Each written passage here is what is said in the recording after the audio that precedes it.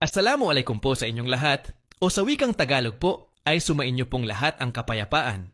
Ako nga po pala ang inyong lingkod, Yuritech at your service. Ang nakikita nyo po ngayon sa inyong mga screen ay ang finished product po ng Redmi Note 10 Pro na nirebol ko ang CPU due to very low current sa schematic charger that resulted to no power at all. But remember po na hindi po lahat ng low current issue ay automatically CPU problem na po. Marami pong way to determine if low current is CPU problem or not.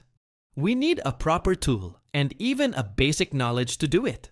And the most basic and easy way to do it po is by mildly reheating the CPU chip using a hot air blower. Many CPU-related issue po ay natetest in this way, but again, not always that it is.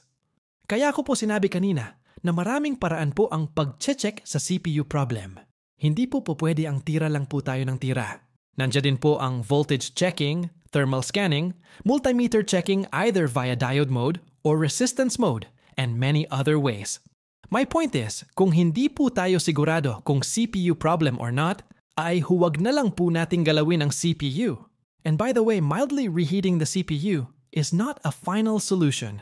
It's only a test procedure to finalize our final solution, which is the reballing of the CPU itself.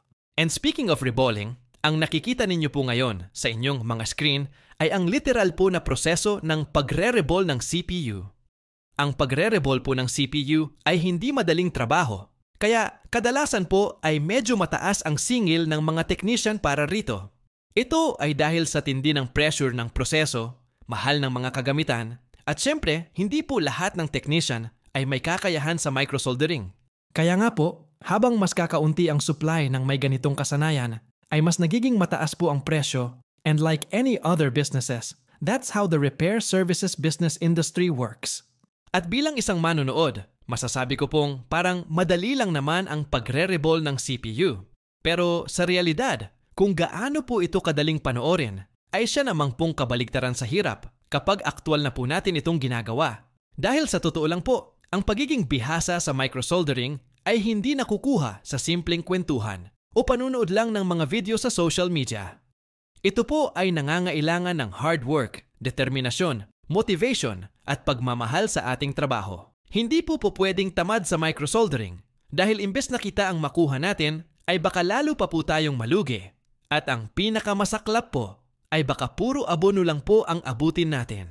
One of the hardest and risky part sa pagre-reball ay ang pagtatanggal sa CPU at ang paglilinis ng CPU. Dito sa parte pong ito, ang tunay na binabayaran sa mga microsoldering skilled technician.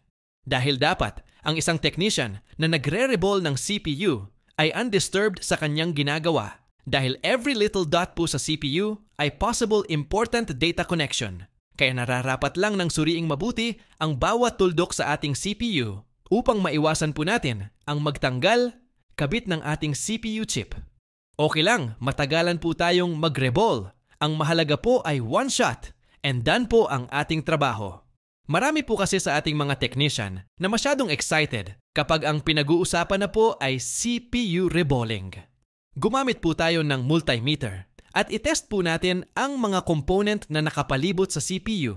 Ang purpose po ay para may info po tayo kung ano ang mga value ng mga component. Then kapag ikakabit na po natin muli ang CPU, ay may test point na po tayo mula doon sa ginawa nating pagtest bago natin bunutin ang CPU. Mukhang sagabal at pampatagal lang ng proseso ang pagtetest na gagawin natin.